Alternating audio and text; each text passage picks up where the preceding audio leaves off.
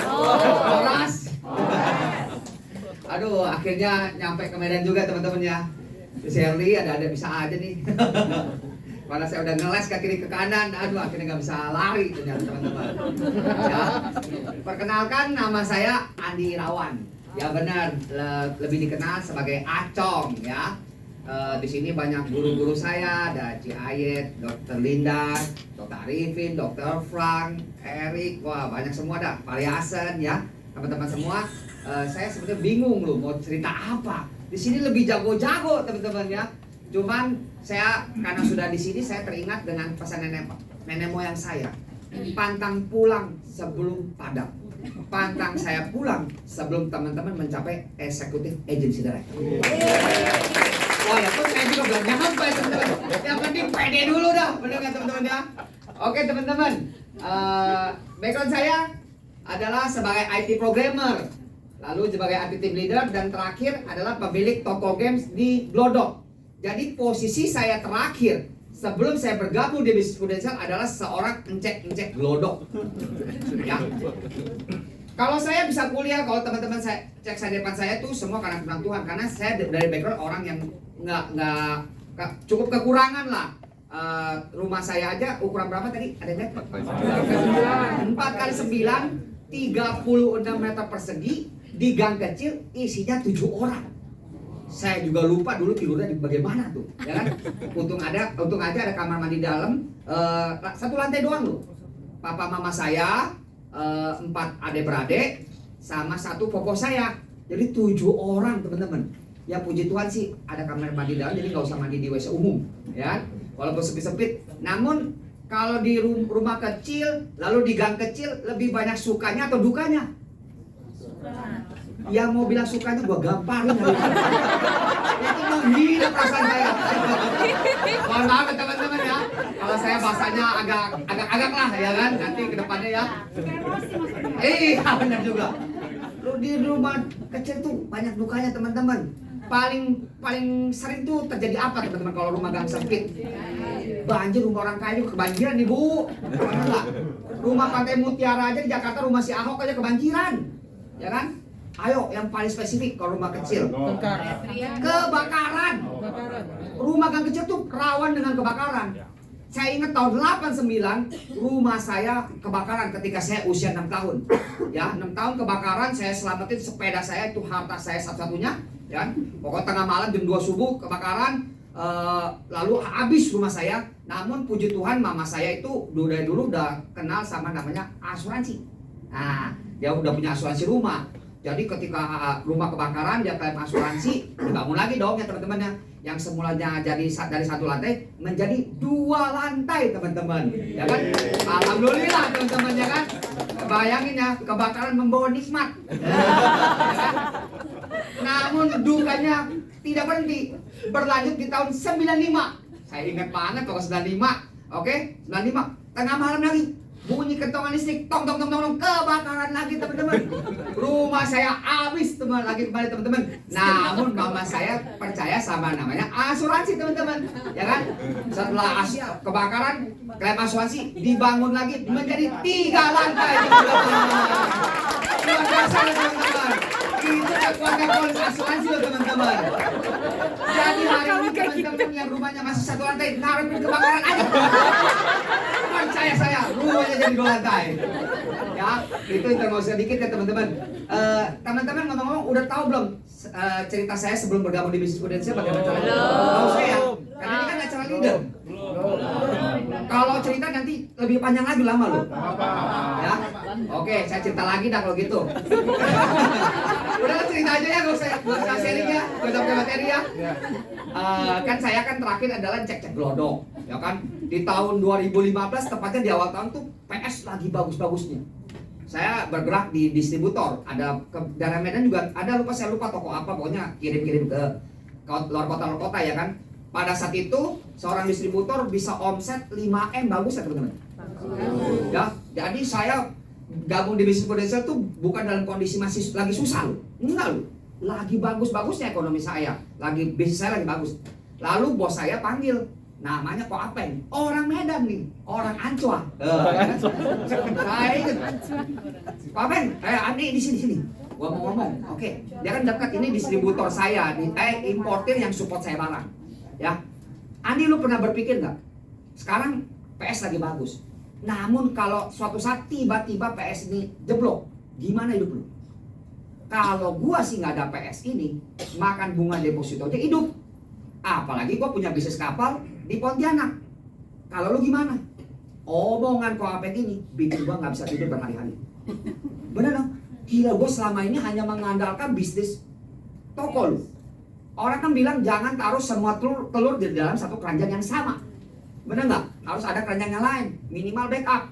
Dari hari itu, dari awal tahun gue berdoa sama Tuhan, Tuhan gue mau punya bisnis yang baru minimal sebagai backup gue. Kalau suatu saat tiba-tiba PS itu habis, ya kan? Gue doa, gue nggak tahu jawaban Tuhan apa. Tiba-tiba gue mau buka polis buat bini gue, ya. Gue cari, gue dulu 2005 gue pernah jadi agent di situ kan ya. Gue nggak mau cari agent yang seperti gue. Kenapa? Nanti ujung-ujungnya hilang, susah mau klaim apa segalanya kan? Karena di 2005 gue nggak jadi agent berhenti, gue docen mana sama gue, untung teman-teman semua. Lu udah duit komisi habis aja lu, udah nggak ngurusin lu. Agent gak bener, gitu-gitu dulu ya kan? Nah, saya belajar dari pengalaman, saya mau cari agent yang hebat, ya. Sayang aja, saya belum kenal teman-teman. Ya kan? Saya mau cari agent yang hebat. Saudara saya juga agent, saya nggak mau. Saya cek. Ada satu teman SMA saya, orang namanya Erison, tau? Pernah kesini kan? Dia orang GBI lu teman-teman. Orangnya gendut, buncit, indah. Indah banget ya kan? Ya, orang GBI dia. Gendut, buncit, indah. Saya lihat Facebooknya ya, wih, jalan-jalan mulu ke Milan, ke Swiss, ke Jepang. Wah, ini agent hebat nih, saya bilangin. Saya nggak cari dia, cuman agent hebat. Kalau ketika posting pantang di like loh temen-temen. Saya iseng, saya like doang, like. Lagi di like, waduh, jangan like agentnya. Selama ini nggak pernah komunikasi, di sekolah aja nggak pernah ngobrol, cuman tahu lu Edison, lu bacong. Ya, gitu doang. Cuman tahu gitu doang lu. Ketika di like langsung di komen, hai Cok, apa kabar? Ini luar biasanya kalau itu hebat ya. Hai Cok, apa kabar? Ya kan? Oke, ketika akhirnya tukar pin BB. Lalu ketika pin BB bilang, Son, coba bikinin gue ilustrasi buat bini gue, premi 1 juta, produknya PHS, CCB, Propayer. Kok lu tahu produk-produknya? Iyalah, gue pernah jadi agent. Lalu agent hebat apa gampang? Seumur-umur dia nggak pernah ke daerah Glodok. Saya kan di Glodok ya. Seumur-umur saya nggak pernah lihat daerah Glodok. Tapi tiba-tiba dia bilang, Cok, lu besok kemana? Ya gue di toko lah. Kebetulan besok gue mau ke daerah Glodok. Nah, ini jurusnya nih. Ya teman-teman boleh pakai buat cara rekrut teman-teman ya, atau prospek. Kebetulan besok gue mau ke daerah Glodok, ya kan? Ketika ke daerah Glodok, ya gue boleh nggak gue mampir? Boleh lah. Oke, gue jelasin ilustrasinya. Cepiau premia. Tep. Lalu kenapa lu nggak jadi agent aja, Cong? Ya kan? Aduh, nggak lah. Gue nggak bisa. Kan sering kita ngalamin, bener nggak? Iya. Jadi teman-teman boleh ambil cerita ini ketika teman-teman mau rekrut, ya kan? Gue mah nggak bisa, nggak sempet, ya kan? Nggak lah, Son, gue belum kabar sama lu aja. Lu pikirin dulu, ya. Kenapa lu nggak ekspansi bisnis? Lu bisnis nggak pakai modal, nggak ada resiko. Kenapa nggak ada resiko? Ketika kita jalan bisnis ini kemungkinan selalu 2, berhasil atau gagal. Kalau berhasil, ya kita nikmatin. Kalau gagal, rugi lu di mana? Tapi kalau berhasil dalam 4-5 tahun bisa di atas 1 juta, 2 juta, bahkan lebih dan lebih. Rugi lu di mana, Cong? Enggak lah, Son. Gua udah pernah jadi agent. Gua nggak mau gua nggak mau kalah sama keledai. Keledai aja nggak mau masuk ke lubang yang sama sebanyak 2 kali. Masa gua nyugat yang sama? Nggak mau, Son. Udah, lu pikirin dulu dah. Nah, oke, gua pikirin. Jadi agent nggak ya? Nggak bikin terus ya kan? Ya, selang seminggu si Erison BBM saya lagi bilang begini, Cong, lu di mana? Ya gua di Glodok ya, di Glodok lah. Mas saya di panti pijet, gua bilang. Siang-siang begini ke panti pijet, gua bilang. Singkat kata dia bilang begini, Cong, kebetulan gua mau main ke daerah Glodok lagi nih. Jadi makin sering teman-teman. Lu percaya nggak percaya? Ya? Jangan makin sering ke daerah Glodok. boleh nggak mau mampir? Karena saya orangnya welcome, yaudah datang. Oke, ketika datang dia jelasin lagi, gimana? Dia nggak bahas produk, gimana? Lu mau nggak coba jalan bisnisnya? Aduh, son, enggak lah, gue nggak bisa lah, ya. Saya bilang ada 3 kegalauan yang mungkin juga teman-teman hadapi ketika market agent. Saya bilang, 1, gua nggak marketnya di mana? Orang rata-rata sudah punya polis dan rata-rata sudah punya polis buden. Sering nggak kita temuin? Nah, leader saya bilang, tenang dong. Orang boleh punya polis asal kita bisa masuk dengan cara yang elegan, kita bisa review polis mereka bisa buka polis lebih besar lagi. Kalau lu review paling premnya 3 capek, gope, cetiau 300, 500, 1 juta. Padahal mereka punya kemampuan lebih besar. Kalau kita bisa masuk dengan cara yang elegan, bisa closing lebih gede. Make sense, masuk akal. Kedua, son, saingan udah kebanyakan.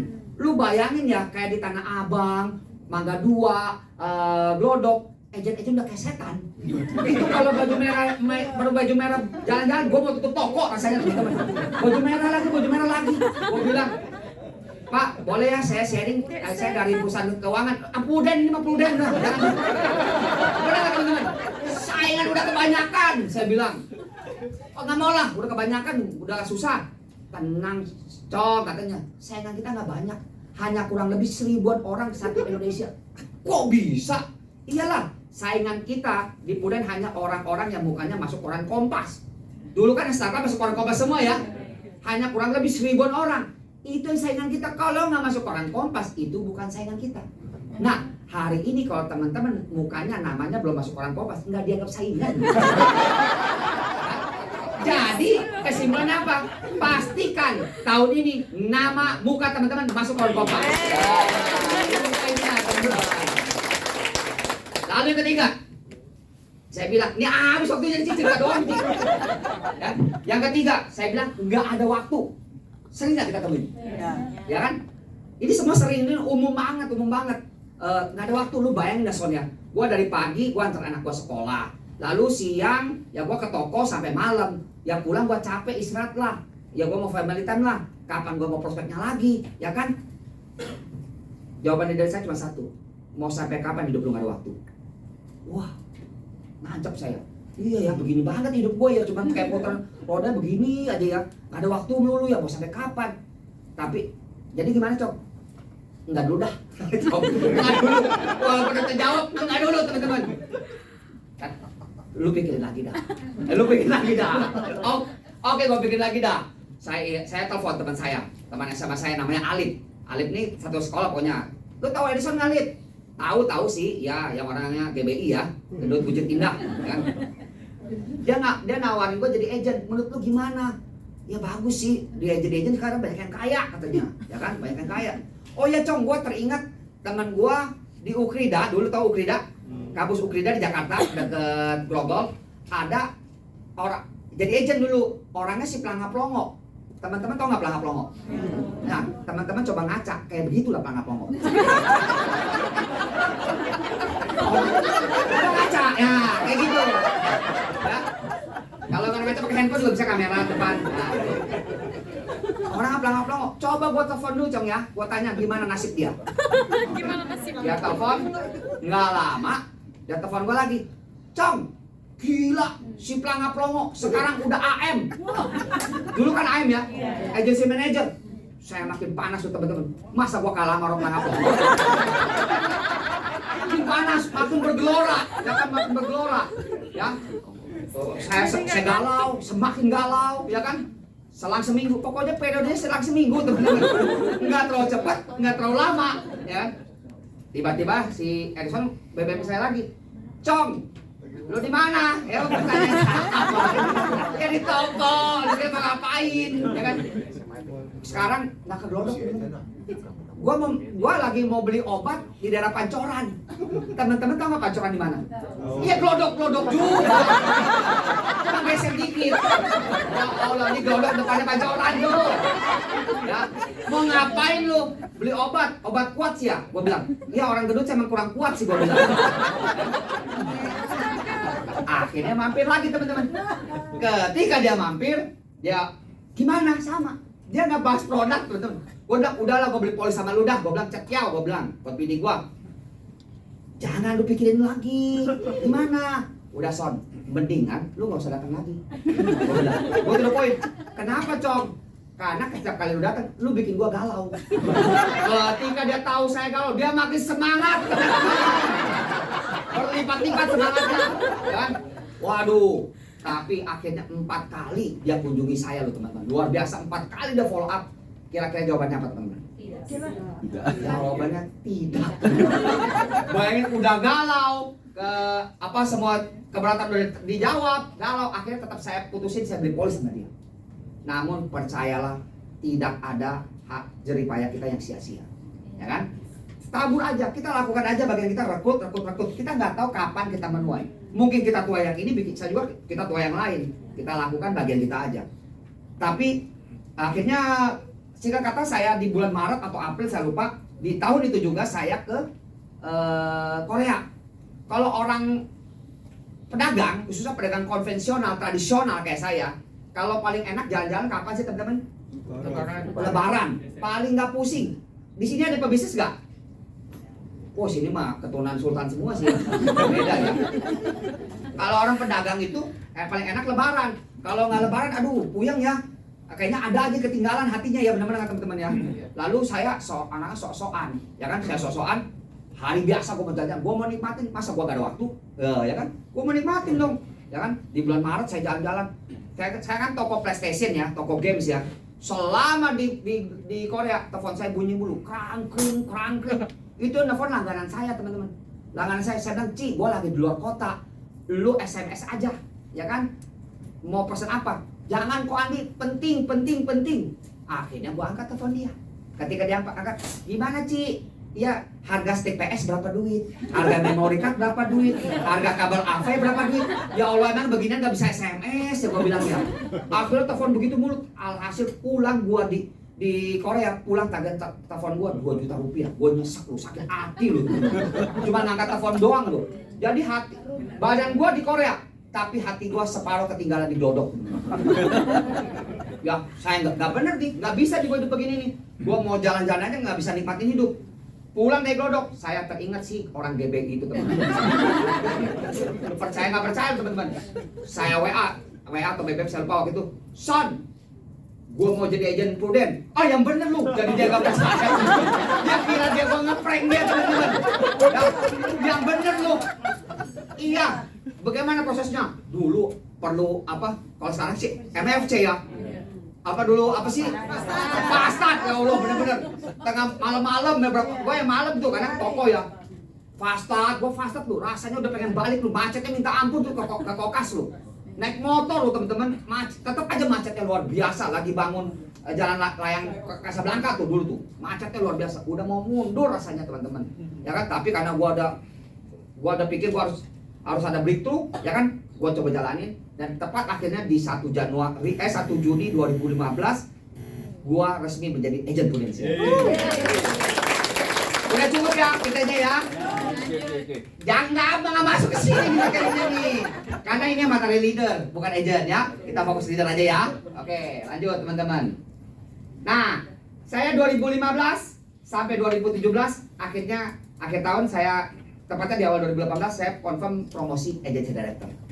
Tapi yang menarik dari perjalanan saya 2015 sampai 2017, 16, 17, 2,5 tahun ya. 16 ya, 2,5 tahun saya promosi agency director hanya seorang diri.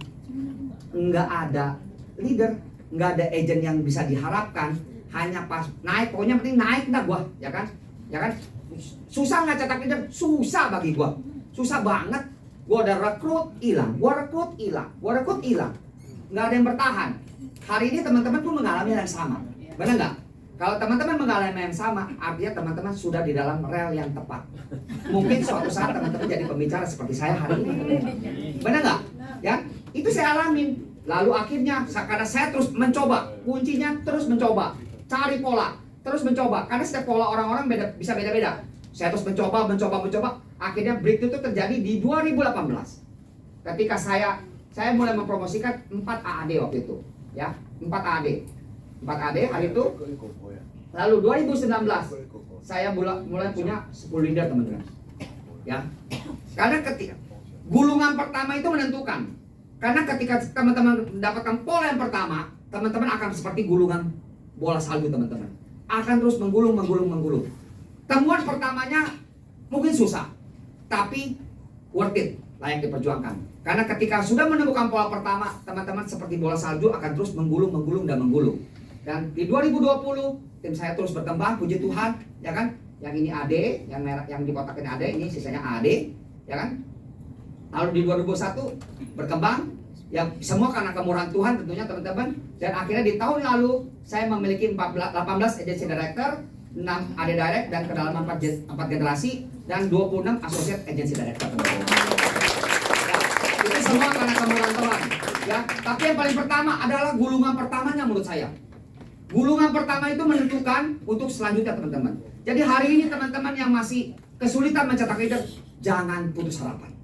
Karena ketika gulungan itu datang ke hadapan hidup kita, teman-teman akan memasuki masa-masa abundance life dan terus berlimpah teman-teman.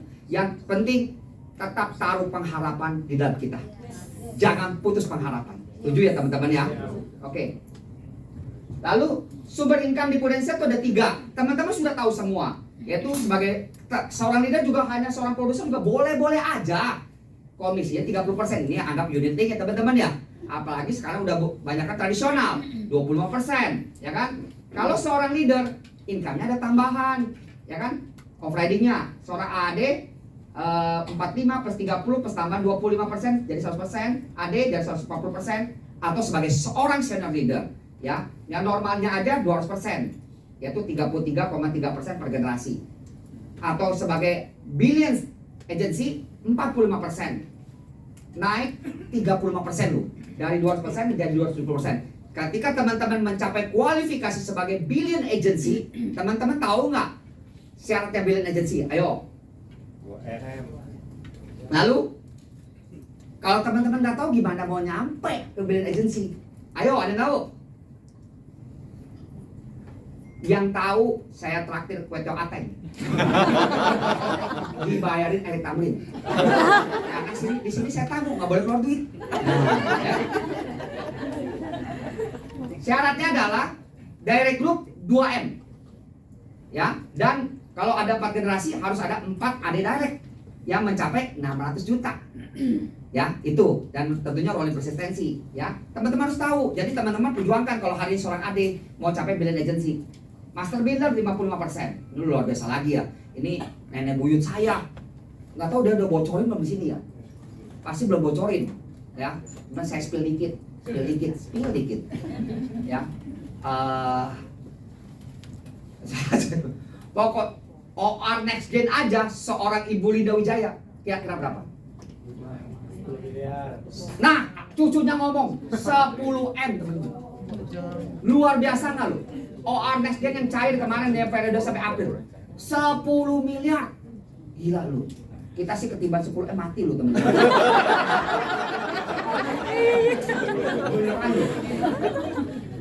OR next gen aja teman-teman. Artinya bisnis ini proven. Lu yang 5, yang ini nih, itu bukan muluk-muluk.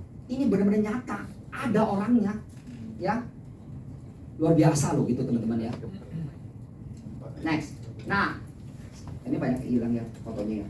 Oke teman-teman. Ketika apa yang saya lakukan ketika saya bangun tim? Yang paling pertama saya lakukan adalah ini animasinya nggak jalan ya. Oke, nggak apa-apa. Ya. Ketika mulai mengarahkan bangun tim, saya akan arahkan visi. Setiap agent saya, leader saya harus punya visi. Visinya apa? Menuju eksekutif agency director 6 generasi teman-teman. Itu saya tanamkan dari awal. Mungkin kita pasti tahu, 6 generasi income-nya miliaran. Tapi teman-teman pernah berhitung nggak secara detail? Saya selalu mengajarkan kepada tim saya menghitung secara detail supaya ngeresep. Angka-angkanya ngeresep, minimal setengahnya masuk. Tapi kalau cuma ngajarin 6 generasi, hari sekian, dapat sekian, nanti bisa lewat aja gitu teman-teman. Tapi saya lakukan ya. Saya coba one by one atau beberapa orang saya ingetin. Kita visinya ke sini loh. Nih saya coba sharingin.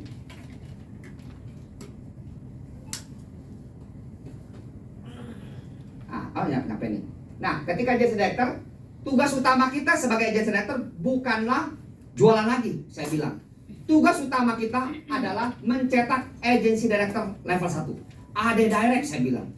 Masa iya dalam seumur hidup kita nggak bisa cetak 6 AD direct. Ya, ketika teman-teman bisa cetak 6 AD direct, teman-teman memasuki masa-masa abundance life. Akan memasuki masa-masa hidup yang berlimpah. Ya. Kenapa? Karena dari 6 agency director ini akan memberikan kita passive income sebesar 10%. Teman-teman sudah tahu pasti. Tapi saya mau belajar ngitung secara detail. Ini saya lakukan. Kan saya diundang di sini untuk cerita apa yang saya lakukan, ya kan? Ini saya lakukan pada tim saya. Supaya mereka ngelotok, teman-teman. Tahu visinya ngapain di sini. Ya. Total 6 AD ini akan memberikan, anggaplah seorang AD kasih omset 1M setiap tahun. Ya, 1M untuk ukuran AD, untuk gaya rekrutnya kecil nggak? Kecil. Saya ngomong rata-rata 1M aja. Di sini akan ada omset 6M, offering 600 juta per tahun atau setara dengan 50 juta per bulan. Ini passive income. Kita nggak ngapa-ngapain, kasih kita gocap ya sebulan. Tidak berhenti. Ketika kita bisa cetak AD1, AD1 juga akan berusaha mencetak AD di bawah dia. Benar nggak? Itu kan udah rumusnya, teman-teman. Karena dia juga mau menjadi EAD. Anggap seorang AD1 kita masing-masing hanya bisa cetak 2 aja. Saya nggak mau muluk-muluk. Saya bisa cetak 6. Tapi saya anggap saya nggak mau muluk-muluk. AD1 saya nggak sehebat saya. Masing-masing cetak 2, maka akan ada 12 AD di level ini. Dan dari 12 AD ini akan memberikan overriding 10% seumur hidup. Ya. Dari 12 AD ini anggaplah omset masing-masing 1M, omset 12M. Overriding kita dapatkan adalah 1,2 miliar per tahun, setara dengan 100 juta per bulan. Dan total 2 level ini adalah 150 juta per bulan. Bayangin, 2 level aja kita punya potensi passive income 150 juta per bulan. Wow nggak? Wow banget. Tapi tidak berhenti, teman-teman. Ketika AD2 pasti cetak AD3. Kita udah nggak ngapa-ngapain ke AD3. Ini kerjaan AD2 paling dibantu sama AD1. Ya kan, paling kita kalau ketemu semangat pagi ya. Bu, semangat pagi ya. Iya, tapi paling nggak gue beli jas dari duit OR lu. Bener nggak? Itu luar biasanya, teman-teman, ya kan? AD3 memberikan overriding gue 10%, teman-teman. Total di level ini masing-masing cetak 2 akan ada 24 AD. Omsetnya 24 miliar per tahun, setara dengan 2,4 miliar per tahun atau 200 juta per bulan. Total 3 level ini adalah 350 juta sebulan. Ingat, ini passive income 3 level. Ketika kita nggak ngapa-ngapain aja, kita lagi ngopi cantik, tapi kita rekening masuk 350 juta per bulan. Luar biasa nggak, teman-teman? Ya kan? Saya lanjut lagi, teman-teman. AD3 pasti berusaha mencetak AD4. Masing-masing cetak 2. Di level ini akan ada 48 AD dan memberikan overriding 10% juga seumur hidup. Total overriding adalah 4,8 M per tahun atau 400 juta per bulan. Dan total overriding 4 generasi ini adalah 750 juta per bulan. Luar biasa nggak, teman-teman? Ingat, ini passive income. Ya, ini passive income. Ya, lalu nggak berhenti. AD4 akan mencetak AD5. Mungkin AD5 ketemu di jalan aja udah nggak kenal. Ya, mungkin udah ada di Medan, saya bilang, mungkin ada di Bangka, mungkin di Jambi, mungkin di Papua, kita nggak tahu AD5 bisa di mana. Tapi mereka memberikan kita passive income 10% juga seumur hidup kita, teman-teman. Ya, dan level ini akan ada terbentuk 96 AD. Dari 96 AD 96 M per tahun. Mereka memberikan overriding 9,6 M per tahun atau 800 juta per bulan. Total 5 level ini adalah 1,55 miliar per bulan. Dan yang terakhir, teman-teman, AD5 akan mencetak AD6, masing-masing cetak 2 akan memberikan overriding 3%, yang paling kecil. Tapi di level ini AD-nya udah banyak banget. Kalau masing-masing konsisten cetak 2, akan ada 192 AD dengan omset 192 miliar, overriding 5,76 M per tahun dan 480 juta per bulan. Total 6 generasi ini kita mempunyai potensi passive income 2,13 miliar per bulan. Luar biasa nggak, teman-teman? Saya mengajak mereka berhitung secara detail supaya mereka ngeresep, tahu lu visi di sini bukan hanya cepet jauh, bukan hanya 40 juta, 50 juta, tapi punya potensi income miliaran, teman-teman. Dan saya kembali orangnya nggak mau muluk-muluk, teman-teman. Anggap potensi income kita 2,13 M per bulan. Saya orangnya nggak mau muluk-muluk, saya bilang sama tim saya. Anggap yang menjadi kenyataan. Oh tunggu. Kalau ini passive income 2,13 M itu kan kalau yang normal. Ya, yang normal. Kalau kita mencapai kualifikasi sebagai billing agency, income kita naik 70% teman-teman. Menjadi 2,9 M per bulan. 35%. 2,9 M per bulan. Gede nggak? Gede banget. Udahlah, nggak usah ngomong master builder dulu dah. Gua billing agency juga udah kenyang. Ya, kalau sampai bisa master builder seperti Belinda, itu luar biasa banget. Tapi ini bisa kita raih. Billing agency dulu naik 35% loh. Kalau sampai master builder 3,5 M per bulan. Makanya nggak heran seorang Linda Wijaya, Ibu Linda Wijaya itu awareness gain aja 10 M. Nggak heran kehitung teman-teman. Luar biasa teman-teman. Ya kan? Ini passive income. Sekali lagi, ini passive income yang kita mau raih. Maka ketika kita tahu visinya, kita tidak mudah menyerah. Kita tidak mudah berputus asa. Ya, karena kita tahu di seberang sana ada tanah perjanjian, istilahnya, benar nggak? Tanah perjanjian dari seberang sana ada income miliaran, passive income miliaran sana. Ketika kita tidak berhenti berjuang hari ini, itu poinnya saya katakan. Dan saya orang yang nggak mau muluk-muluk, ya. Anggap yang menjadi kenyataan hanya 50%. Setara dengan 1,07 M per bulan. Oke nggak? Yang nggak bilang oke, gua tampar bola panas. Coba depan gua nggak oke, gua gampar. Gila lu, 1 M per bulan passive income gua oke. Dan gua orangnya sekali lagi nggak mau muluk-muluk. Lebih pahit lagi yang menjadi kenyataan hanya 25%, 5 juta per bulan. Hari ini, Pak, siang ini gua ngopi di Medan, besok bisa di Bangkok loh teman-teman. Benar nggak? Passive income nggak ngapain. Tapi semuanya ini terjadi tidak semudah membalikkan telapak tangan. Perlu perjuangan, perlu tetesan air mata. Benar nggak? Yang paling penting adalah teman-teman secepatnya menjadi agency director dulu. Karena semuanya ini bisa terjadi ketika teman-teman menjadi seorang agency director. Ya, kalau teman-teman belum menjadi agency director, secepatnya menjadi agency director. Kalau sebelum jadi agency director harus menjadi AAD dulu. Benar nggak? Stepnya bakal begitu. Ya, kalau teman-teman masih agent, naik AAD dulu. Menjawab pertanyaan Ibu Liling. Kenapa harus AAD? Ini loh, lu lihat sono loh. Lu mau AAD, habis itu AD ini loh. Ada perjanjian yang diberikan kepada kita. Benar nggak? Makanya pastikan teman-teman dari jadi agent, jadi AAD harus secepatnya jadi AD. Dan cetak AD sebanyak-banyaknya. Hari ini teman-teman yang udah jadi AD, berusaha, berjuang. Walaupun kita mungkin udah patah semangat, gagal lagi, tenang. Tanda perjanjian itu sudah disediakan buat kita. Ya, ingat itu teman-teman. Sehingga kita tidak mudah menyerah dan layak diperjuangkan. Setuju teman-teman? Setuju. Ketika kita seorang leader hanya fokus selling, boleh nggak? Boleh banget. Di sini uang cepat, dapat closing 100 juta premi per tahun, 1 M, duitnya enak, duit cepet banget, langsung masuk setiap Rabu depan udah masuk teman-teman, duit cepet. Tapi ketika kita rekrut mungkin kelihatan lambat, tapi akan ada kestabilan bisnis, stabilan income, passive income.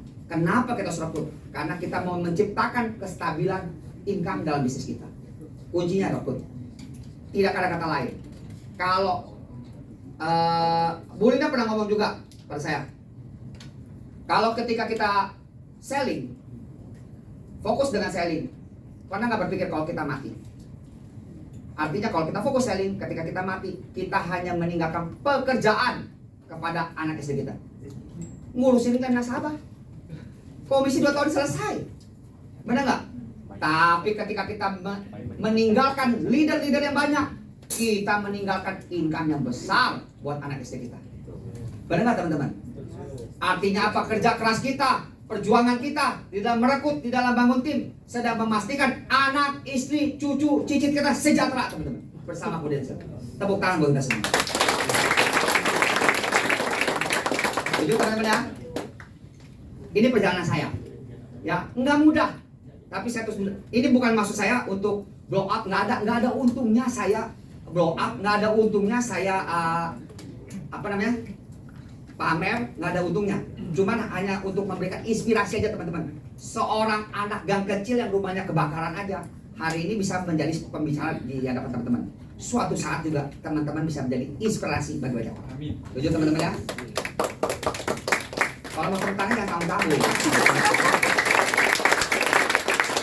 Ini perjalanan saya. 2015 saya omset 350 juta. Saya start club Amsterdam, ya, tapi nggak naik UM loh teman-teman. Miris nggak? Sedih nggak? Sedih loh. Tapi lidah saya enak, orangnya masih full, ya kan? Jadi kalau hari ini teman-teman yang masih, udah gak ada agent semua ya, nggak usah ngomong ya. Oke, 2016 omset 8 juta. Waktu itu saya PCC San Francisco, ya kan? Seorang produser sendirian teman-teman. Saya naik UM nih. 2017 terjadi perubahan sistem. Saya naik 2 kali dari AAD menjadi AD. Naik tengah tahun AAD. Ingat nggak yang 2017 tuh? Ya, tengah tahun bisa naik AAD 150 juta kalau nggak salah. Lalu bisa naik 2 kali jadi AD dengan syarat 1,2 ditambah 150 juta jadi 1,35 M. Saya 1,45 produser. Banyak omset pribadi saya teman-teman. Ya kan? Susah cetak tim, susah. Agent saya hilang mulu. Rekrut hilang. Jadi saya udah alami semua teman-teman ya. Di 2018 terjadi breakthrough, omset saya menjadi 3M. Puji Tuhan ya. Makanya tidak berhenti berjuang. Tidak berhenti aja teman-teman. Jangan cepat berhenti. 2019 omset saya menjadi 8M teman-teman. 2020 saya 12M, akhirnya saya buka kantor pemasaran mandiri yang namanya Elis Together. Semuanya karena kemurahan Tuhan sekali lagi teman-teman ya. Ketika membuka KPM, spirit saya lebih besar lagi, ya kan? Di 2021 omset tembus 16M. Ya. Di 2022 puji Tuhan tembus 22M. Ini perjuangan teman-teman. Saya bukan untuk flexing, bukan, tapi memberikan inspirasi kepada teman-teman. Suatu saat juga teman-teman pasti bisa. Saya belum apa-apanya dibanding dokter Ayat, dokter Linda, dokter Arifin, nggak ada apa-apanya. Tapi paling nggak ada hal kecil yang saya bisa bagikan buat teman-teman, ya kan? Lalu ini visi saya, ya. Saya nggak tahu apa teman-teman bisa terapkan atau enggak. Saya berbicara visi saya. Saya cerita apa yang saya lakukan kan. Visi saya, anggap saya tahun lalu 22M. Saya pasang target 50% ya setiap tahun naik. Kenapa saya pasang target? Supaya ada daya juang dong, bener nggak? Belum tentu nyampe. Tapi kalau lu nggak targetin, nggak pasti nggak nyampe. Kalau lu targetin, bisa nyampe, bisa enggak. Tapi minimal lu berjuang, nggak berhenti. Ketika lu capek, lemes, tim pada modal, ya kan? Tapi lu lihat lagi visi gua 33M. Saya tanam visi. Saya bikin visi sampai usia 45 tahun. Ya. 2000, saya kan usia 40, jadi 45 tahun kemudian, 5-6 tahun, 5-6 tahun kemudian, itu visi jangka menengah saya yang harus saya capai. Saya tanamin di mindset saya, harus saya capai. Ya. 2023 anggap konsep 33M. 2024 50M. Ini belum nyampe visi teman-teman ya, belum nyampe. 2025 75M. 2026 110M. 2027 155M. Ini 2028 ke tepat usia 45 tahun saya berharap 250M. Sekali lagi visi mah indah-indah aja teman-teman. Kenyataannya nggak seindah dunia, bener nggak? Kenyataannya. Tapi saya nggak mau muluk-muluk teman-teman. Anggaplah di usia 45 saya target 250M. Yang menjadi kenyataan hanya 40% aja. 100M lu masih oke nggak? Oke lu. Kenapa gua mesti berhenti hari ini? Kenapa gua mesti menyerah hari ini? Ingat tanah perjanjian 100M di depan mata gua di usia 45. Benar nggak teman-teman? Ini loh jadi visi saya, makanya membuat saya tetap on fire. Banyak masalah nggak? Banyak banget. Tapi saya nggak berhenti karena saya melihat visi saya ke depan. Apa yang saya dapatkan? Kalau saya sebagai OR standar aja ya, standar nggak beli aja sih 10M per tahun dengan 100M. Kalau saya qualified sebagai billion agency 13,5M, sekitar paid gotiao. Paid gotiao, MIT gotiao, MIT 1,15M, ya kurang lebih segitu. Ingat tuh passive income, ya. Kalau apalagi saya punya KPM. Nah mohon maaf ya, jika rekan-rekan KPM di sini nggak berkenan, mohon maaf sekali lagi. Ini kan saya yang saya terapkan kepada tim saya ya, mohon maaf ya. Kalau saya dari awal terapkan kepada tim saya, harus punya visi buka KPM. Mohon maaf kita berkenan, kalau nggak berkenan, salahin Ciseli yang ngundang saya. Kalau saya dari awal kepada leader saya, lu jadi AD, lu harus punya visi buka KPM. Kenapa? 12M gitu kan ya? Hah? Tapi 12M kan? Iya dong, kan ada syaratnya, nggak bisa begitu aja, harus ada syarat terpenuhi, ya. Kenapa harus punya visi? Supaya lu bergairah. Ingat lu, income lu akan berlipat, gua bilang. Ketika lu buka KPM. Tapi bagi saya, wah gua kehilangan dong overhead KPM. Enggak, gua bilang. Gua boleh kehilangan sedikit over KPM, tapi ketika gua membiarkan dia berkembang, dia punya keluarga sendiri. Misalnya kan dia anak gua, dia udah sangat dewasa, dia harus keluar, dia nikah, punya rumah tangga sendiri. Percayalah dia akan semakin besar, semakin makmur, dan kita menikmati OR generasi yang berlimpah-limpah. Itu tunjukkan. Ketika dia udah buka KPM, udah nggak ngapa-ngapain, kita tiong-tiong aja. Dia tiap bulan kasih gua duit. Paling ketemu, anjwa. Itu prinsip saya, teman-teman. Itu prinsip saya. Makanya dari awal saya selalu tekankan, lu harus punya visi buka KPM. Supaya lu bisa semangat, ada nggak mudah menyerah. Ingat sekali lagi, itu yang saya lakukan, teman-teman. Ya. Pertumbuhan omset setiap tahun, jika tidak disertai oleh pertumbuhan new AAD dan AD, maka hanyalah fata morgana. Ya, teman-teman happy kalau omsetnya tumbuh. Tapi kalau tidak disertai dengan pertumbuhan new AAD dan AD, hanyalah sekedar fata morgana. Karena untuk menjadi leader yang besar harus mempunyai blueprint yang sangat kuat, teman-teman. Kunci leadership. Nah, ini pengalaman cerita lagi, teman-teman ya. Cerita lagi. Saya minum dulu, aus, teman-teman.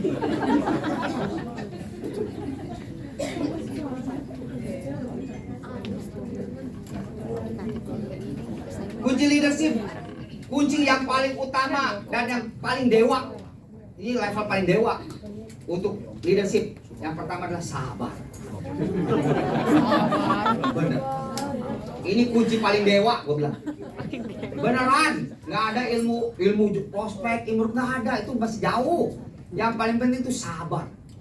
Saya cerita ya, saya punya dulu masih AAD atau agent saya lupa ya, namanya Andreas Wijaya, ya kan? Udah leader kalau nggak salah udah AAD. Dia ada problem dengan nasabahnya. Dia mis-selling, salah jelasin, ya kan?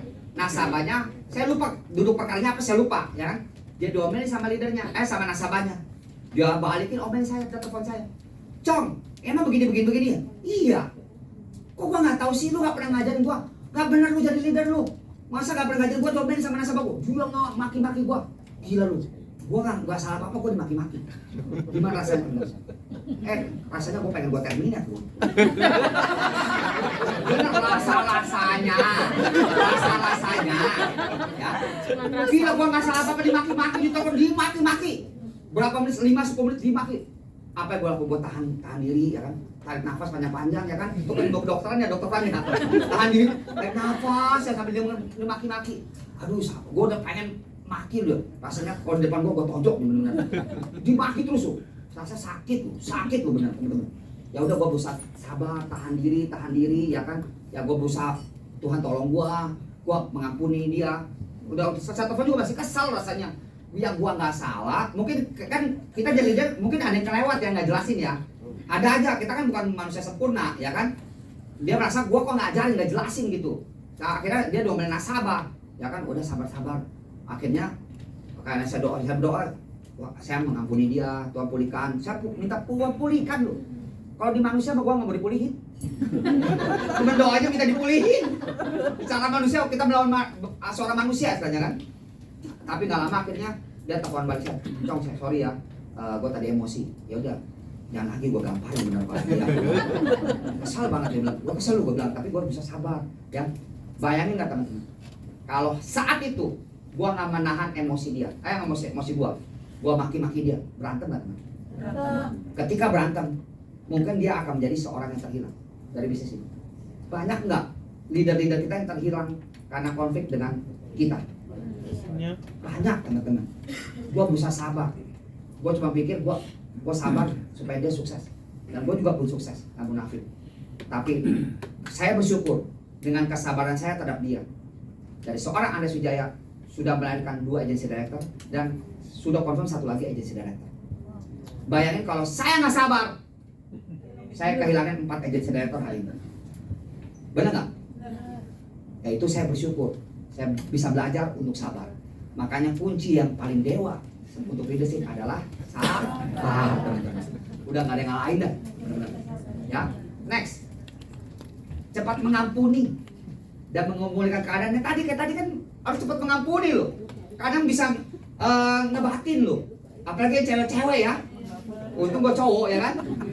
Cepat mengampuni. Saya juga pernah, dan cepat memulihkan keadaan. Tadi saya cerita sama Erik, ya kan? Saya ada konflik dikit sama anak si An tadi. Emang keturunan An begini semua kayaknya dia. Namanya Robi, ya kan? Saya ocehin nih, kebanyakan nonton Netflix sih lu ya, begini, ya kan? Sambil bercanda-bercanda goceh, tapi akhirnya dia nggak terima, ya kan? Kayak gue ngomelin dia, ya kan? Gue maki, dia pakai WA, pakai chat, balas dia nyerang gue, gini. Aduh, ya Tuhan. Oke lah, gue stop chatnya, ya kan? Apa yang gue lakukan? Besoknya, udah kayak gotok-gotokan tuh kan, di chat kan. Besoknya, gak usah lama-lama. Besoknya gue langsung bilang, Rob, makan bakmi yuk. Padahal masih kesel, sama-sama kesel lah, sama-sama merasa dirinya bener, ya kan? Tapi besoknya langsung gue nggak mau lama-lama. Besok gue bilang, kita makan bakmi yuk. Makan bakmi. Ketika makan bakmi, yang pertama gue lakukan ketemu, sorry ya, gue minta maaf. Gue mau belajar rendah hati, belum sempurna, belajar. Sorry ya, udah kita jadi leader ngalah aja. Sorry ya, kemarin gue gitu. Oh enggak, gue juga salah gini. Kalau udah gitu kan jadi lebih cair ya kan. Cepat pulihin keadaan, ya puji Tuhan, akhirnya dia tetap on track, ya kan. Bayangin kadang leader-leader kita hilang tuh gara-gara hal sepele seperti ini, teman. Ya kan? Ya, saya ngajarin teknisnya teman-teman lebih jago, tapi yang non teknis ini yang saya alami, teman-teman.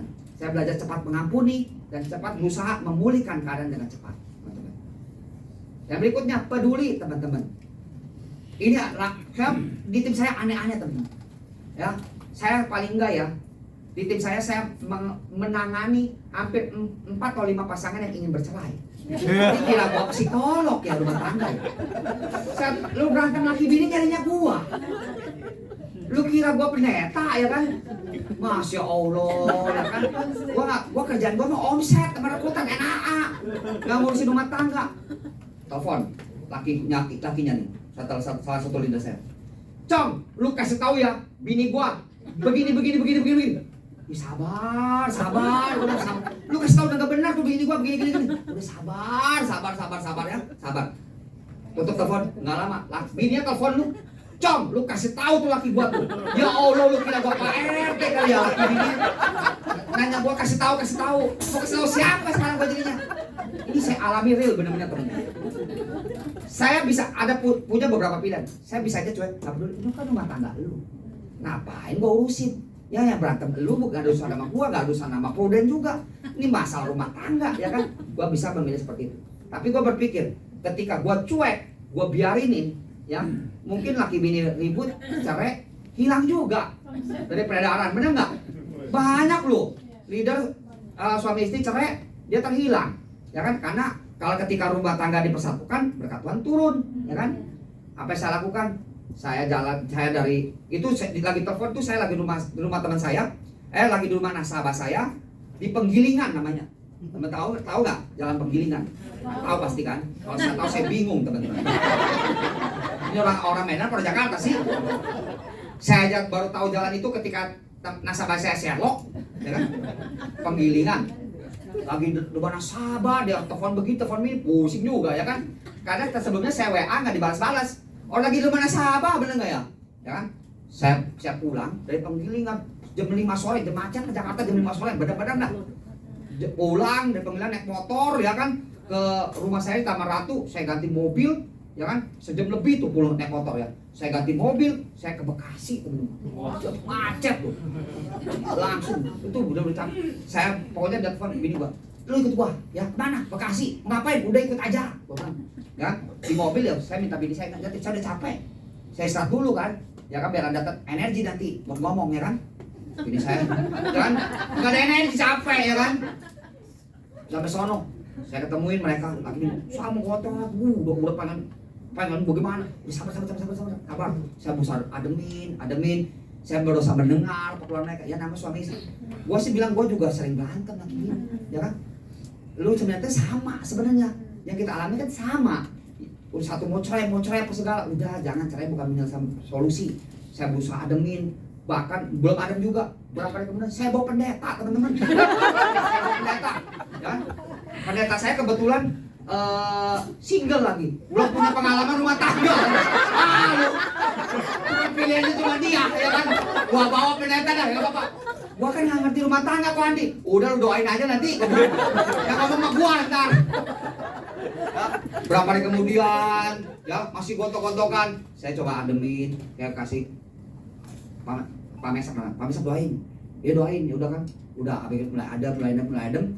Nah, kan? Tapi nggak lama berantem lagi. Tapi mulai tensinya mulai makin rendah. Nah mungkin habis berantem nggak berantem lagi, nggak mungkin. Suami istri kan begitu ya kan. Makin rendah dan puji Tuhan hari ini dia eksis bahkan menjadi seorang agensi director saya teman-teman dan sudah melahirkan adik di bawahnya. Bayangin kalau saya nggak peduli. Saya pernah tanya sama salah satu leader, saya lupa ya. Bro, kalau lu ngalamin kayak begini, laki bini berantem gimana? Ih, gua mah masa bodoh. Ini mah gak harus sama pruden katanya. Ya kan? Oh, ya gitu ya. Tapi gua nggak mau milih seperti itu. Gua belajar peduli. Dan ini bukan satu pasang doang, teman-teman. 4-5 pasang. Gila lu. Gua abis kalau udah jadi AAD nih, gua mau sekolah psikolog rumah tangga. Bener. Psikologi rumah tangga ini. Tapi kalau abis nanganin rumah tangga ya, saya di rumah diomelin sama bini. Kenapa? Lu kalau sama orang lain ngomongnya jago. Sama gua lu gak begitu katanya. Masya Allah. Jadi gua berantem lagi begini. Namanya kalau ketemu leader kan kita harus bagus dong gitu. Bagus dikit. Kan? Lu bener-bener lu. Kalau gua lagi berantem lu cuekin lu. Dan berantem lagi dah panjang. Itu suka duka teman-teman. Ya? Suka duka sebagai leader. Kita udah nangin agent, ngadepin bini juga. Ya, beneran. Ini bener restoran teman-teman. Untung bini gua hari ini nggak ada, nggak ikut. Ya? Oke, saya pinjam berapa sih? Nggak habis ya? Saya mau BOP. Ya, rela berkorban. Nah, kadang kita harus berusaha berikan terbaik untuk tim kita supaya mereka sukses ya. Ini pengalaman saya di awal Covid 2020. Ini AAD saya itu mau ngejar AD. Dia sudah tutup bisnisnya full time di Pruden. Ketika full time di Pruden, Covid matilah. Dia stres, gue juga stres ya kan. 2 bulan gak ada omset. Dia udah berusaha pakai medsos, pakai apa, belum ada yang datang. Ya kan 2 bulan, 3 bulan. Gua juga Covid ya di rumah ya kan. Gua juga berusaha ya kan, gua lagi mencari cara istilahnya. Lalu dia akhirnya dapat calon nasabah referensi di Pontianak. Ya kan? Ini udah ada bukan direct saya loh. AD saat ketiga saya. Cuman sama AD2 sama AD1 nggak terlalu dekat. Karena AD2 sama AD1 saya nggak ikuti sistem. Saya dorong dia untuk ikut sistem, jadi saya handle. Mau ngapa lama-lama dia banyak cari saya kan. Lalu dia ngajak saya, "Cong, temenin gua ke Pontianak yuk." Aduh gimana Covid? Dulu naik pesawat takut gak? Takut banget lu. Takut banget. Gua ngomong sama bini gua ya kan. Ini ngajakin ke Pontianak. Aduh gampang gak ada orang lain. Nanti kalau kena Covid kena semuanya nih, mati semuanya. Kalau gitu kebanyakan mati ya teman-teman ya. Oh PCR aja lama seminggu hasilnya. Dulu inget gak? Awal-awal 2020. Aduh gimana ya Tuhan ya kan. Gua pergi, nanti gua pulang anak bini gua mati, kan? Kalian tahu ya kan? Ini udah kacau, pokoknya kacau. Pikir udah ngaco aja pokoknya ya kan? Gimana kalau nggak pergi kasihan dia? Kan dia udah ada, udah bisa lah dia, ya kan bisa sendiri. Bini gua doa sama Tuhan gimana ya? Akhirnya gua putusin, oke buat temen. Naik pesawat, udah pakai face shield lagi ya, face shield ya. Waduh, dikit-dikit semprot, bener nggak? Semprot di mana-mana, di hotel semprot, ya semprot, bisa pergi antigen, udah. Dan puji Tuhan, saya nginep 2 malam, saya lupa di Kalimantan, Pontianak, Akhirnya closing 100 juta API nasab tim saya teman-teman. Wah, dia dapat breakthrough teman-teman ya kan. Tadinya yang udah nggak closing 2 bulanan, jadi dapat 100 juta kan semangat ya. Wah, paling nggak dia jadi booster, dapat booster baru untuk mengejar jadi AD. Karena kalau dia bilang kalau gua nggak jadi AD, gua mungkin hilang dari Puden. Karena gua susah bagaimana nih, nggak ada income lagi. Ya gua bantu, gua fight lah kan, ya kan. Pulang dari rumah antigen lagi. Bini gue juga takut gua COVID ya kan. Pulang antigen, tunggu dulu sebelum keluar hasilnya jangan masuk. Digituin tunggu hasil di luar, udah keluar baru masuk ya kan. Tapi saya belajar bagaimana kita sebagai seorang leader harus selalu berkorban, ya kan. Dengan pengorbanan kita membuat tim kita bertumbuh. Ya banyak leader kan udah bisa lu mandiri, coba sendiri aja dah. Ya kan coba sendiri, gue sibuk dan sebagainya. Kadang kita nggak mau berkorban. Tapi saya belajar selama saya bisa, saya mau berkorban untuk tim saya demi kemajuan tim saya. Itu prinsip saya. Walaupun belum sempurna, tapi saya sedang berjuang, belajar. Dan berdoa dengan sangat setiap waktu. Doakan tim kita satu persatu, doakan karena percayalah kesuksesan itu semuanya tergantung dari pemberian Tuhan, ya kan? Doakan semuanya. Dan kita sebagai leader juga harus datang mendampingi tim kita untuk memberikan pengharapan dan motivasi. Banyak tim kita yang udah putus harapan, putus asa, tapi ketika kita datang, kita memberikan pengharapan, dia ada semangat. Saya ada video teman-teman ya. Kita saksikan soal, ini video lama, teman-teman lu pasti lihat. Ini bagaimana kita perhatikan seorang coachnya sebagai leadernya memberikan pengharapan, lu bisa. Nah kita mau belajar seperti coach seperti itu. Saksikan videonya.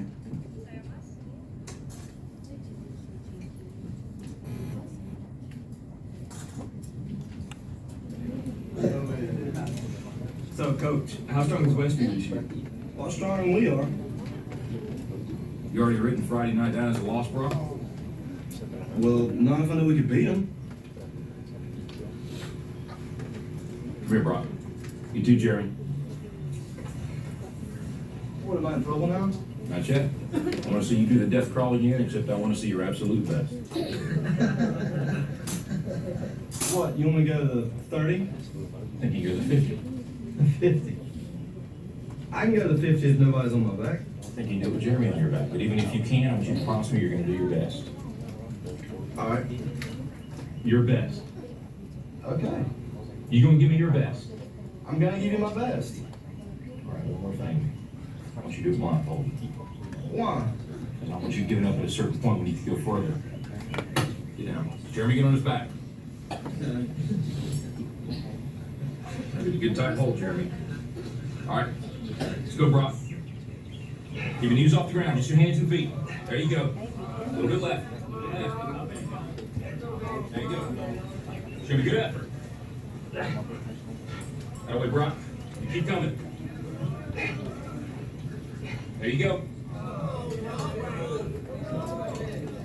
It's a good start. A little bit left. A little bit left. There you go, Brock. Good strength.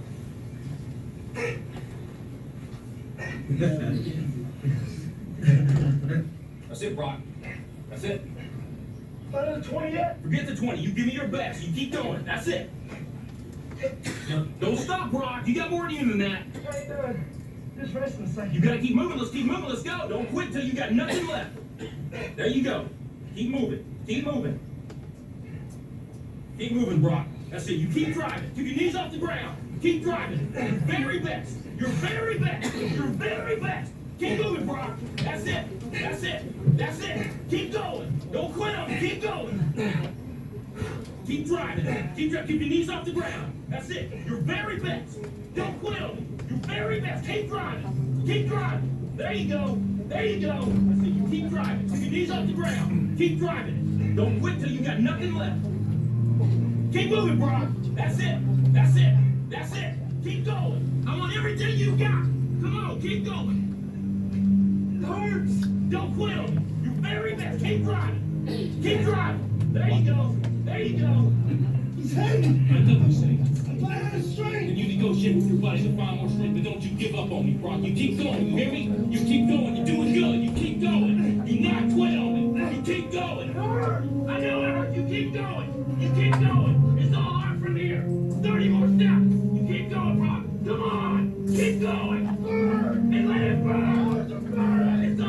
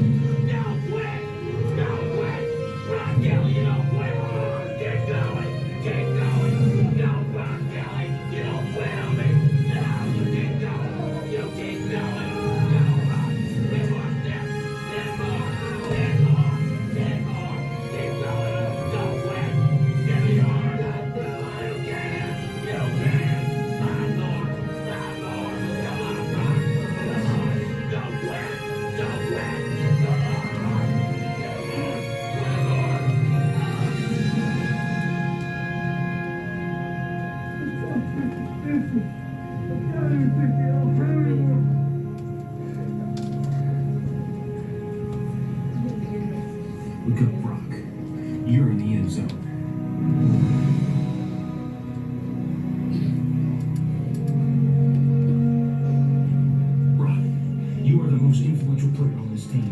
If you walk around defeated, so will they. Don't tell me you can't give me more than what I've been seeing. You just carried a 140-pound man across this whole field in your arms. Brock, I need you. God's gifted you with the ability of leadership. Don't waste it. Can I count on you? Yes.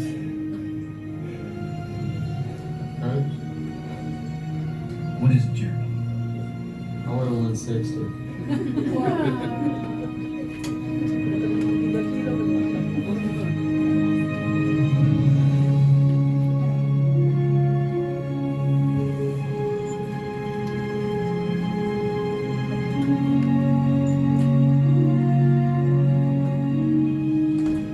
Alright. Who next?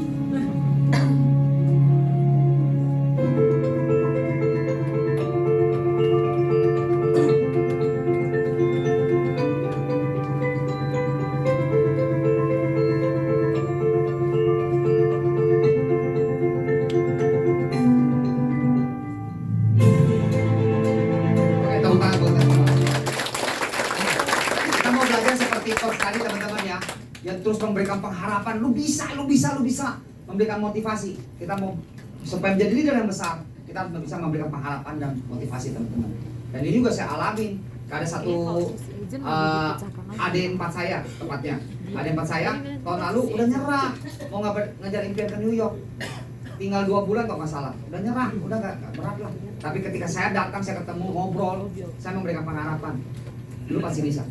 Sampai dia bilang, lu mah ngomong gua bisa, lu karena apa gimmick doang. Enggak, lu lihat mata gua. Gua bilang, gua nggak bohong. Gua yakin lu pasti bisa. Lu akan foto sama gua pegang es krim di New York. Dan itu benar terjadi. Kita sebagai leader belajar untuk memberikan pengharapan, penguatan, motivasi kepada tim kita. Penyebab kegagalan di bisnis prudensial ada banyak. Salah satunya tidak mempunyai visi tujuan yang jelas terhadap bisnis prudensial, tidak fokus membangun bisnis prudensial setiap hari, tidak memprioritaskan bisnis prudensial, menganggap remeh bisnis prudensial, tidak mengeluarkan 100 bahkan 1000% usaha untuk menggapainya, tidak mau bayar harga, bergaul dengan orang yang tidak tepat, tidak nurut akan nasihat dan tuntunan leadernya, mulut dan hati tidak sama, tidak percaya akan bisnis prudensial bisa mengubah hidup dan masa depannya, dan tidak bersedia berjuang untuk orang yang dikasihnya.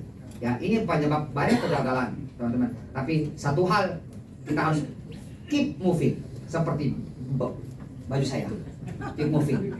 Terus bergerak, keep moving. Tadi udah dipromosi sama Cisel. Keep moving. Terus bergerak sampai suatu saat kita menduduki posisi agensi eksekutif agensi director seperti Dr. Arifin, Ci Ayat, Dr. Linda dan sebagainya. So, kita juga pasti bisa. Sebagai penutup, saya teringat dengan pesan om saya dari daerah Sibolga. Saya masih keturunan Medan, teman-teman. Horas. Oh belum itu. Pesan om saya belum nyampe. Legacy dulu. Kenapa kita harus bangun bisnis yang besar?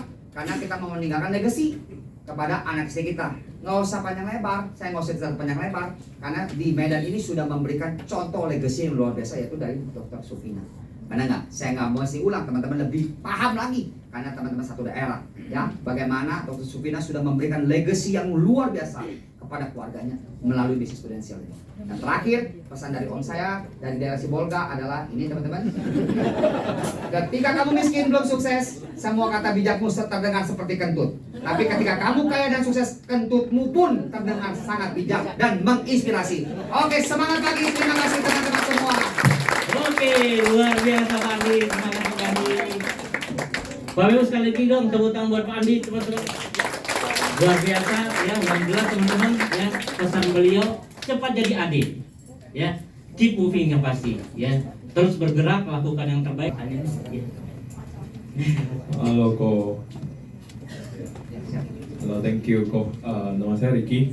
Saya unitnya Dr. Frank juga. Mau tanya Ko. Iya. Iya. Mau tanya Ko. Tadi kan Ko bilang yang paling penting itu adalah lipatan pertama ya. Gulungan pertama ya. Nah, jadi jujur tadi setelah saya pikir saya agak off track ya, karena mungkin bisa dibilang ini tahun ini mungkin bisa jadi AD ya dengan sedikit lagi API, tapi at the same time masih solo producer. bisa dibilang. Tapi ada same time saya tadi lihat mirip-mirip nih, karena Acong juga dari awal gak langsung banyak rekrut, yang banyak yang keluar masuk. Nah itu gimana ya? Maksudnya di tahun ketiga breakthrough-nya itu orang seperti apa yang kau temukan pertama?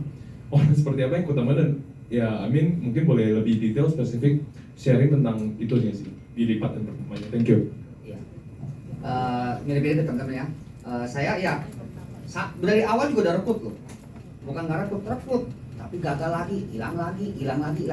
Satu hal yang saya tanamin diri saya, ya karena saya lihat ada visi saya bilang, saya mau ada tanda perjanjian itu, saya mau lihat kan, makanya saya ada pengharapan, yang akibatnya membuat saya terus mencoba lagi.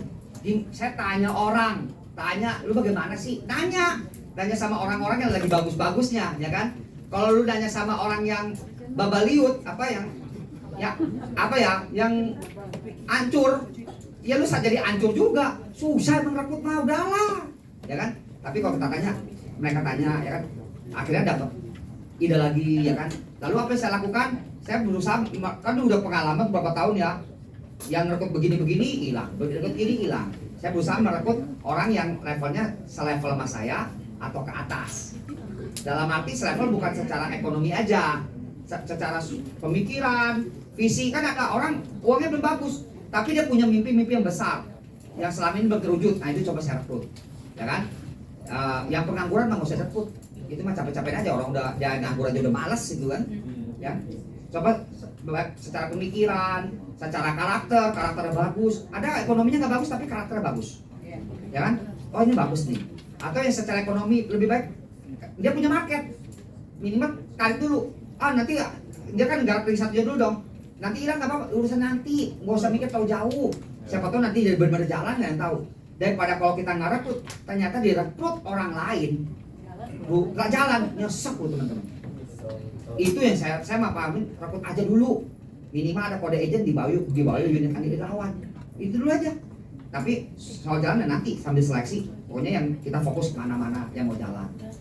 Karena lebih nyesek itu kalau kita nggak mau, kita menyepelekan dia, kita rekrut ternyata jadi dapat orang. Nanti di BOP saya ada satu video pada malam, saya ada cerita bagaimana satu rekrutan saya orangnya, kalau saya sendiri nggak ada pengharapan sama orang ini.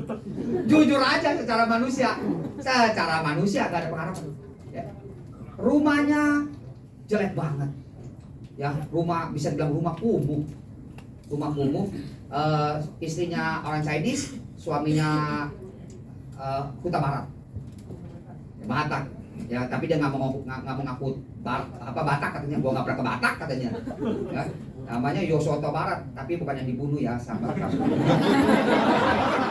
Nah, ini bukan. Saya takut mumi. Ya. Dari orang yang nggak ada pengharapan. Awal jadinya ya, takut aja kan bisa punya agent, direct agent, dia rekrut dia.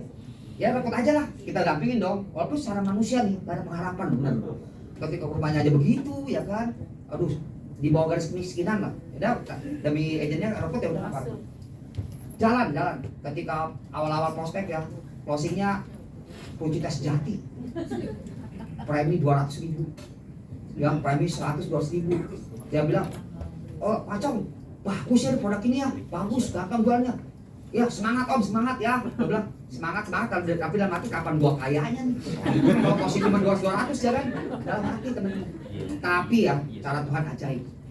Tahun lalu si dua pasang ini mencapai PCC leader dengan mempromosikan 5 new associate Indonesia mereka. Dan secara manusia saya nggak ada pengharapan, tapi saya lakukan bagian saya, udah rekrut aja lah. Tapi cara Tuhan ajaib. Makanya nanti akan saya ceritain lebih dalam di BOP. Ini mas sponsor aja supaya teman-teman datang.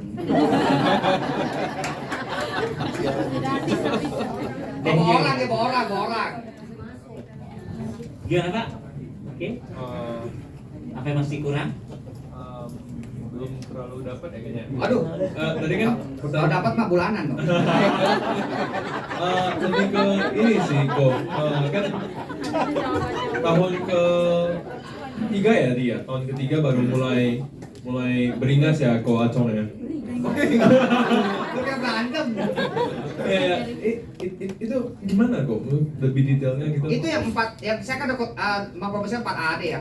Ya. Itu agent-agent yang AAN itu udah 2 tahun. Oh. Baru dia ada nyata jalan. Gak ada yang, pokoknya udah tanam. Waktu itu nggak tahu jalan, tapi saya keep in touch saja, saya tetap kasih pengharapan, kasih motivasi. Tiba-tiba dia naik AAD. Ya. Lalu rekrut lagi yang baru, gugur lagi, itu udah siklus ya teman-teman. Nah, saya kasih ilustrasi aja gini deh. Kita berharap kan merekrut orang yang hebat. Ya. Berharap banget dapat agent leader yang star, ya kan? Siapa sih nggak mau, bener nggak? Ketika kita mau rekrut leader hebat, calon leader hebat, itu seperti kita lagi menambang emas. Menambang emas, kita mau dapat emasnya. Tapi dalam perjalanannya, ketika kita tambang, yang kita temukan apanya dulu teman-teman? Lumpur, lumpur lagi, udah kedalaman berapa masih lumpur lagi. Kalau kita menyerah karena ngeliat lumpur doang, kita dapetin emas nggak? Enggak, karena kita tidak menyerah. Sampai satu titik kita dapat emas dulu. Tapi kenyataannya banyakkan lumpur atau banyakkan emas tetap? Banyakkan lumpur. Sama seperti rekrut agent juga, mau dapetin leader hebat, ngalamin dulu lumpur-lumpurnya teman-teman. Kalau hari ini teman-teman masih dapetin agent-agent yang kurang bagus, tenang, kita lagi on track untuk mendapatkan agent emas. Gitu.